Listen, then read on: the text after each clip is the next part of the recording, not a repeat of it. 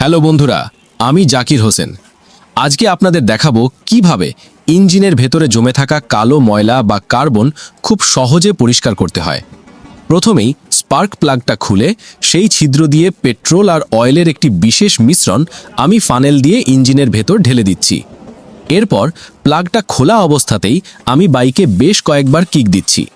এতে করে মিশ্রণটা ইঞ্জিনের ভেতরে ভালোভাবে ছড়িয়ে পড়বে এবং সিলিন্ডারে জমে থাকা শক্ত ময়লা আর কার্বনগুলো আলগা হয়ে যাবে। এবার ইঞ্জিনের ম্যাগনেটোসাইডের নিচের ড্রেন নাটটা আমি খুলে নিচ্ছি।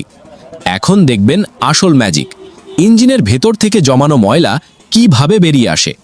দেখুন, মিশ্রণটার সাথে ইঞ্জিনের ভেতরে সব নোংরা, কাদা আর কালো ময়লা ধুয়ে কেমন বেরিয়ে আসছে।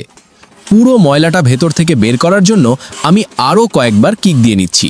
ব্যাস, ইঞ্জিন ভেতর থেকে একদম নতুনের মতো ক্লিন। আমার এই ট্রিকটি কেমন লাগলো অবশ্যই কমেন্টে জানাবেন।